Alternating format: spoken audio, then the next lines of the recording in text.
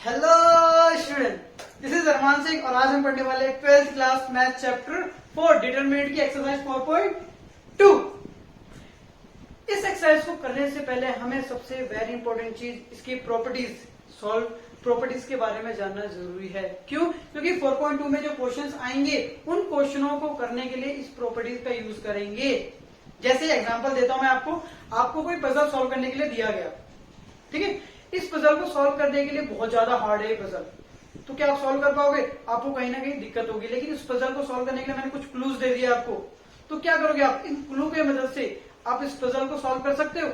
जी हाँ, तो सेम मान के चलो इस एक्सरसाइज के अंदर ये क्वेश्चंस है और आपको ये प्रॉपर्टीज कुछ क्लू है, और ये प्रॉपर्टीज अगर आप फॉलो करोगे तो इस क्वेश्चनों के सॉल्यूशन करने में आपको क्या होगा? बहुत ज्यादा हेल्प होगा। और जी हाँ, करना क्वेश्चन भी यही कहेगा कि यूजिंग प्रॉपर्टी का यूज करके ही आपको क्वेश्चन को सॉल्व करना है। जो मैं क्लू दे रहा हूं उस क्लू के मदद से ही पजल को सॉल्व करना है। तो बिना टाइम वेस्ट किए हम स्टार्ट करते हैं अपनी class. If you like my video please like and subscribe.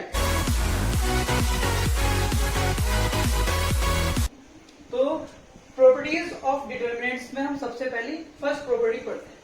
देखिए फर्स्ट प्रॉपर्टी क्या कह रहा है? हमारे पास एक डिटरमिनेंट है 3x3 का, ऑर्डर 3 का। हमने क्या किया? इसका ट्रांसपोज कर दिया है। जो हमारा फर्स्ट रो था उसको मैंने फर्स्ट कॉलम बना दिया, फिर second row, second column, third row, third column बना दिया। कहने का मतलब क्या है? अगर मान लो इसका नाम ए था तो इसका मैंने क्या कर दिया? ट्रांसपोज कर दिया। तो याद रखना, जब भी हम किसी डिटरमिनेंट का ट्रांसपोज कर देते हैं तो ट्रांसपोज करने से अगर मैं इसको सॉल्व करूंगा और इस मैट्रिक्स को मान के चलो सॉल्व किया, हमारी कुछ वैल्यू आ गई 16, तो जब इसको मैं इंटरचेंज करने के बाद, ट्रांसपोज करने के बाद अगर मैं इसको सॉल्व करता हूं, सिखाया था ना सॉल्व करना, हाँ, तो वो भी कितना ही आएगा? 16 ही आएगा आपको उसका वैल्यू। तो ये प्रॉपर्टी कहती है कि अगर हम ट्रांसपोज करते हैं तो हमारे वैल्यूज पे कोई भी इफेक्ट नहीं पड़ता। ठीक है, देखते हैं नेक्स्ट प्रॉपर्टी। सेकंड प्रॉपर्टी क्या कहता है? देखो हमने क्या किया यहाँ पर, ये मेरा R1 है, ये मेरा R2 है और ये मेरा R3 है। मैंने क्या किया यहाँ पर? देखो R1 को R3 के साथ इंटरचेंज कर दिया। कैसे बताया था मैंने? R1 को हमने इंटरचेंज कर दिया है R3 के साथ।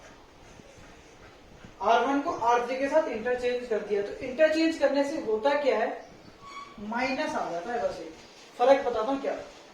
यानी अगर हम कभी किसी डिटरमिनेंट के अंदर अगर किसी 2 रोज को या 2 कॉलम्स को अगर चेंज करते हैं तो उसकी वैल्यू में फर्क आता है। जी हाँ, बिल्कुल फर्क आता है। और क्या आता है? देखो अगर मान लो इसको मैंने सॉल्व किया, मेरा आंसर आ रहा है 16, तो जब रोज या कॉलम को मैं इंटरचेंज करूंगा, जैसे मैंने यहाँ पर रो को इंटरचेंज किया है, तो यहाँ पर आ जाएगा आपका माइनस का 16। ये हमारा सेकंड प्रॉपर्टी था। देखते हैं थर्ड प्रॉपर्टी। प्रॉपर्टी थर्ड, देखो क्या कहता है? अगर हमारा कोई डिटरमिनेंट है और उसके अंदर या तो कोई रो सेम हो या हमारे कॉलम सेम आ जाए, कोई भी दो, तो यहां पर हम अगर मैं ये R1 की बात करूं और यहाँ R3 की बात करूं, तो आप देख रहे हो ये दोनों बिल्कुल क्या है? सेम है। सेम है। जो डिजिट यहाँ पर है वही डिजिट यहाँ भी है, एलिमेंट्स यहाँ भी है। तो जब भी इस तरह के डिटरमिनेंट होते हैं, अगर हम इसको सॉल्व करेंगे तो आपको करने की जरूरत नहीं है। आप सीधा क्या लिख दोगे? 0। क्यों लिख दोगे? रीजन, भाई प्रॉपर्टी होती है डिटरमिनेंट की, अगर दो सेम है तो उसका आंसर कितना आने वाला है? 0। आप कोई एग्जांपल लेना, उसको सॉल्व करना, आंसर क्या आएगा आपका? 0 आएगा। ठीक है। प्रॉपर्टी 4 क्या कहती है? देखो अगर मान लो कोई वैल्यू कांस्टेंट किसी ईच यानी कोई एक कॉलम में अगर मैं कोई वैल्यू मल्टीप्लाई कर दूं, ये किसी रो में मैं मल्टीप्लाई कर दूं, कोई एक वैल्यू कांस्टेंट ले लो, तो अगर उस डिटरमिनेंट को सॉल्व करूं और उसको मैं कैसे मल्टीप्लाई कर दूं तो हमारा सेम आएगा। अब कहने का मतलब क्या है? देखो मान के चलो यहाँ पर हमारा कोई के हमने 4 ले लिया, हमने के कितना ले लिया? 4 ले लिया। अगर मैं इस 4 से इस रो को मल्टीप्लाई कर रहा हूं, तो मैंने आपको बताया था ये प्रॉपर्टी हमने पहले भी करी है। मैंने बताया था 4.1 क्या कि जब भी हम किसी चीज को मल्टीप्लाई करते हैं तो या तो सभी के साथ नहीं करते, लेकिन मैट्रिक्स में हम सभी के साथ करते थे, या तो किसी एक रो से करेंगे या किसी एक कॉलम से करेंगे। तो मान लो यहाँ पर मैंने किसी वैल्यू से इसको मल्टीप्लाई कर दिया।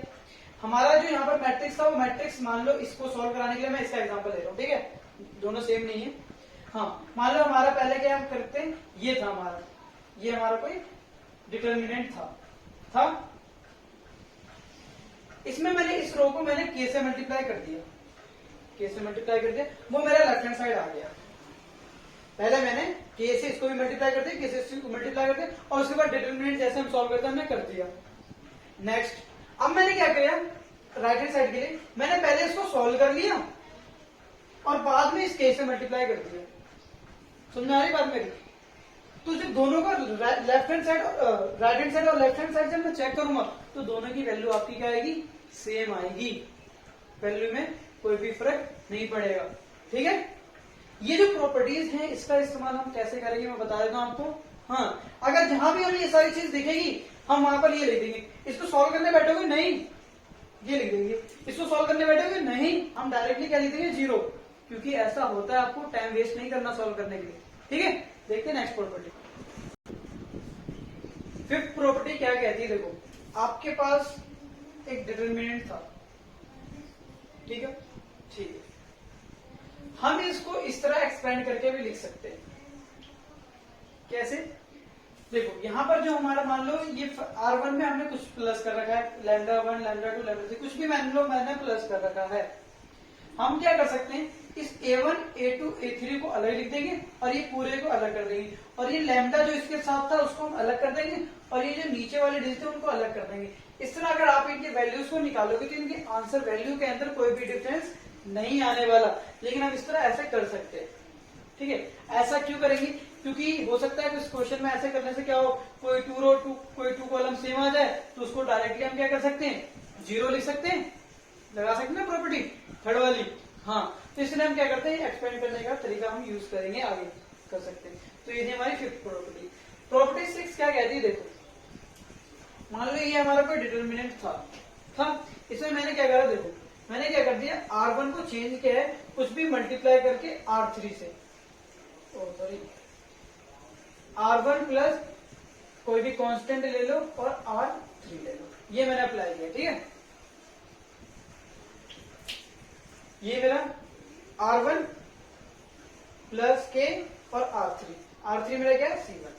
ये जैसे मैंने ये इस पे अप्लाई किया, कर दिया, करने के बाद अगर मैं इस डिटरमिनेंट को सॉल्व करूं और जो मेरा आंसर आएगा और इसको सॉल्व करने के बाद जो मेरा आंसर आएगा वो दोनों क्या होगा, सेम होगा।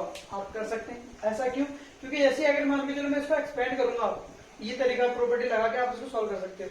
तो यहां से क्या होगा, ये अलग हो जाएंगे तीनों, और यहाँ पर A1 B1 C1 A2 B2 C2, और ये अलग हो जाएगा। और अगला जो बनाओगे आप वहां पर क्या कर सकते हो, A C1 B1 C, इस तरह करके अलग कर सकते हो, इस तरह फॉर्म में। तो ये जो इधर वाला फॉर्म जो आपका बनेगा वो 0 हो जाएगा, और वापिस से हमारा जो था सेम वही आ जाएगा, यानी आपका आंसर सेम आने वाला है। आप कर सकते हैं। ठीक है, कंफ्यूज होने की जरूरत नहीं, आपको यहाँ पर बस याद करना है कि इस तरीके से अगर हम करें तो उनकी वैल्यूज पे डिटरमिनेंट की कोई भी फर्क नहीं पड़ने वाला। तो यहाँ पर हमने 6 प्रॉपर्टी की, रिवाइज करते थोड़ा। फर्स्ट प्रॉपर्टी में मैंने बताया था आपको, अगर कोई डिटरमिनेंट है, अगर हम उसकी क्या निकालते हैं, ट्रांसपोज निकालते हैं, तो उनकी वैल्यू पे कोई भी फर्क नहीं पड़ने वाला। सेकंड प्रॉपर्टी हमने पढ़ी थी, कोई भी 2 रोज या कोई भी 2 कॉलम अगर हम चेंज करते हैं तो जी हाँ वैल्यू में फर्क पड़ता है। पहले वाले डिटरमिनेंट की वैल्यू और सेकंड वाले की वैल्यू क्या होता है, ये प्लस का आता है तो अगला वाला का माइनस आता है। ठीक है, इसी तरह हमने थर्ड प्रॉपर्टी पढ़ी, तो जी हाँ थर्ड प्रॉपर्टी में क्या पढ़ी थी कि कोई भी 2 रोज या 2 कॉलम आपस में अगर सेम हुए तो उसकी वैल्यू क्या हो जाएगी, 0। ठीक है, और फोर्थ प्रॉपर्टी में मैंने आपको बताया कि अगर किसी डिटरमिनेंट में या रो में या कॉलम में कुछ भी मल्टीप्लाई करते हैं और उसको सॉल्व करते हैं, और राइट हैंड साइड पे हमने अगर उसको सॉल्व करके और फिर उस वैल्यू से मल्टीप्लाई किया तो दोनों की वैल्यू क्या आएगी, आपकी सेम आएगी। और फिफ्थ प्रॉपर्टी मैंने आपको यहाँ बता दी। फिफ्थ प्रॉपर्टी क्या थी, तो फिफ्थ प्रॉपर्टी मैंने आपको बताया कि अगर इस तरह हम इसको एक्सपेंड कर सकते हैं। और सिक्स्थ प्रॉपर्टी मैंने आपको बताया कि हम ये रो, अगर हम इसमें रो में कुछ चेंज करते हैं तो ये कॉलम में भी अप्लाई कर सकते हो आप, तो उनकी वैल्यू में कोई भी फर्क नहीं पड़ने वाला। तो ये जो 6 आपके पास थे प्रॉपर्टी, इसको आपको एज इट इज लर्न करना है। देखो मैथ्स में रट्टा मारने की चीजें नहीं होती, मैथ्स रटा नहीं जाता, लेकिन कुछ चीजें ऐसी होती जिसको मैथ्स में लर्न करना होता है, जैसे कि ये बताया मैंने आपको। ठीक है, ये आपको लर्न होना चाहिए, याद होना चाहिए कि किस प्रॉपर्टी की क्या वैल्यू, क्योंकि जब तक आपके दिमाग में ये प्रॉपर्टी नहीं घूमती रहेगी, जब आप क्वेश्चन लेके बैठोगे ना तो आप लगा ही नहीं पाओगे कौन सी प्रॉपर्टी लगाए, क्योंकि आपको तो पता ही नहीं है। ठीक है, तो हम क्वेश्चन करेंगे, जो प्रॉब्लम आएगी उसको हम सोल्व करेंगे। तो देखते हैं कैसे इस्तेमाल करते हैं इस प्रॉपर्टी का। स्टार्ट करते हैं हम अपनी एक्सरसाइज। देखिए यहाँ जो हम क्वेश्चन करने वाले 4.2 में, यहाँ बच्चे थोड़ा डाउट में रहते हैं, कंफ्यूज में रहता है कैसी एक्सरसाइज है, लेकिन मैं आपको बता दूं बहुत ज्यादा इजी है इस एक्सरसाइज को सॉल्व करना। बस आपको करना क्या है, जो बातें मैं बताऊंगा क्वेश्चन सॉल्व करते वक्त उन बातों को मद्देनजर रखते हुए और दिमाग में बैठाते हुए क्वेश्चनों को सॉल्व करिएगा, आपके आंसर आराम से आएंगे। समझ में आई बात मेरी? देखिए फिर अब इस क्वेश्चन को मैं दो तरीके से कराने वाला हूं आपको, ताकि आपको क्लियर हो जाए चीजें कैसे हम क्वेश्चन को करते हैं। देखिए हम इस क्वेश्चन को पढ़ लेते पहले। Using the property of determinant and without expanding proof that. क्या प्रूफ करना है? इसको हमें जीरो लाना है। अब यहाँ पर दो बातें कही गई है। Using the property of determinant, आपको प्रॉपर्टी ऑफ डिटर्मिनेंट का यूज करना है, और सेकंड विदाउट एक्सपेंडिंग, बिना एक्सपेंड किए। अब एक्सपेंड करने का मतलब समझते हो? वही फर्स्ट रो इन चारों को ले लिया, फिर ये, फिर इसको कवर कर लिया, इसको कवर कर लिया, ये, और इसका मतलब ये लाइन इसको इसको मल्टीप्लाई की, किया था ना हमने, वो एक्सपेंडिंग तरीका हमें यहाँ नहीं लगाना। तो इन दोनों बातों को करना है सॉल्व। जैसे आगे जाके क्वेश्चन करेंगे ना, तो वहां पर हमें क्या कहेगा कि सिर्फ प्रॉपर्टी यूज करो, ठीक है, और आप इसको एक्सपेंड कर सकते हो, एक्सपेंड भी कर सकते हो, प्रॉपर्टी भी लगा सकते हो, तो वो आसान हो जाता है थोड़ा सॉल्व करना। लेकिन यहाँ पर हमें क्या कह रहा है, प्रॉपर्टी यूज करना है लेकिन एक्सपेंड नहीं करना। समझ में? तो क्वेश्चन को ध्यान से समझा हमने। अब हम इसको सॉल्व करते हैं। देखो यहाँ पर मैं दो तरीके, पहले तरीके से इसको सॉल्व कराता हूँ। यहाँ मैं एक प्रॉपर्टी लगाने वाला हूँ, याद है तो दिला देता हूँ। देखो इसको मैं ऐसे लिख सकता हूँ, X A X Y B Y Z C Z, plus में मैं सॉल्व कर रहा हूं ये, ठीक है। X A Y B B Z C C. Property बताई थी मैंने कि जब भी इस तरह प्लस होता है तो हम क्या करते हैं, इन दोनों को हमने एज इट इज यहां भी लिख दिया, इन दोनों को हमने एज इट इज यहां भी लिख दिया। इन दोनों में क्या किया, ये एक्स, ये वाली लाइन मैंने इधर रख दी और ये वाली लाइन मैंने इधर रख दी। कराई थी ना प्रॉपर्टी में? हाँ।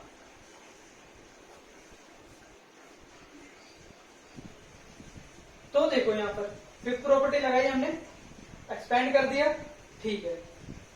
अब यहां पर आप देख लोगे ये फर्स्ट रो और ये फर्स्ट कॉलम और ये थर्ड कॉलम दोनों सेम है। तो मैंने आपको बताया जब भी सेम होगा तो वो क्या हो जाएगा, जीरो, ठीक है। यहां देखो आप सेकंड कॉलम और थर्ड कॉलम सेम है, तो ये भी क्या हो जाएगा, जीरो, और जीरो में जब जीरो को ऐड करेंगे तो क्या हो जाएगा, जीरो। तो हमने प्रूफ कर दिया, लिया है जीरो। तो ये तो था आपका एक तरीका। यहाँ पर हमने कौन सी प्रॉपर्टी लगाई, यूजिंग फिफ्थ प्रॉपर्टी, और ये हमने यहाँ पर कौन सी लगा दी, ये हमारे थे थर्ड प्रॉपर्टी, ठीक है। मतलब समझ में आ रहा है प्रॉपर्टी कैसे यूज करते हैं? हाँ, बस समझ में आना चाहिए। देखो अगर मैं चाहूं तो इसको एक तरीकों से और सोल्व कर सकता हूँ। देखो अगर मैं क्या करूं, यहाँ पर कॉलम वन और कॉलम, मैं यहाँ पर ये फॉर्मूला लगा रहा हूँ। देखो कॉलम वन में मैं प्लस कर रहा हूँ कॉलम टू, कर सकते हैं? हाँ कर सकते हैं। तो जैसे ही मैं इसको अगर सॉल्व करूं तो इसको मैं क्या लिख सकता हूं, देखो X plus A Y plus B Z plus C, लिख दिया। ये हमारा ऐसे आ गया, ए बी सी, और ये भी हमारा ऐसे आ गया, x plus A Y plus B और जेड प्लस सी। इतना क्या हमने यहाँ पर एक्सपेंड किया? जी एक्सपेंड नहीं किया मैंने, ठीक है। हाँ, ऐसे करने से आप क्या देख रहे हो, देखो फर्स्ट कॉलम और थर्ड कॉलम क्या है, सेम है, तो क्या होता है थर्ड प्रॉपर्टी, हाँ ये क्या हो जाता है, जीरो।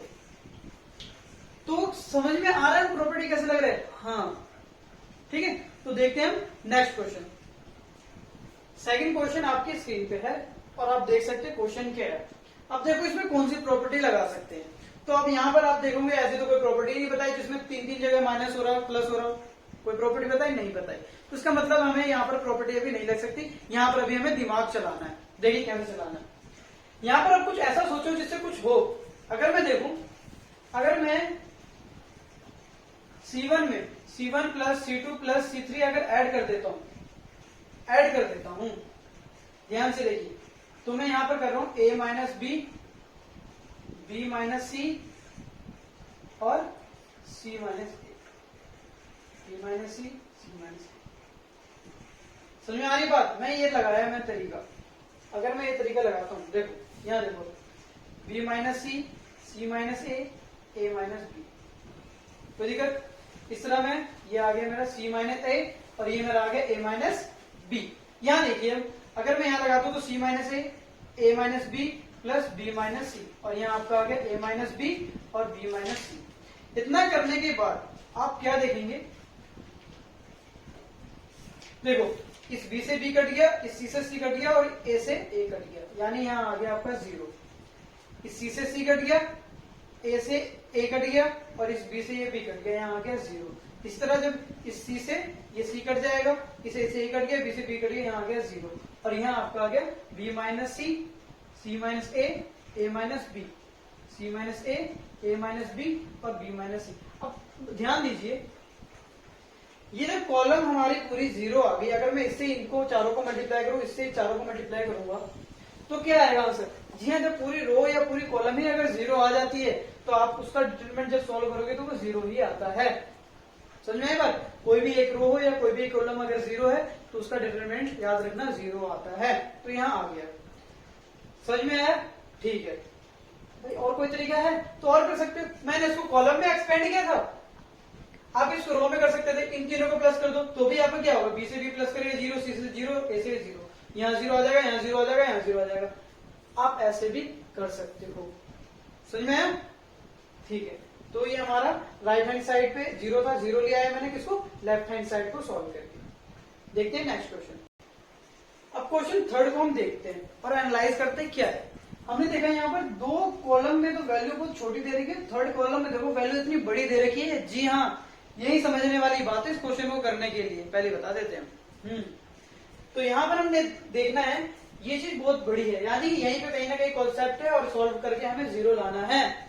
ठीक है, तो इस तरीके से आपको क्वेश्चन को पहचानना है। तो यहाँ पर हम क्या कर सकते हैं, देखो जब भी कोई कॉलम या रो इतना बड़ा दे दे, बाकी छोटा दे, तो आप उसको ब्रेक करो, तोड़ो, ताकि प्रॉपर्टी लगा सकते हम इसमें। और जब ब्रेक करते हैं तो कौन सी प्रॉपर्टी लगती है, वाली प्रॉपर्टी लगती है, लैम्डा वाली, बताई थी मैंने।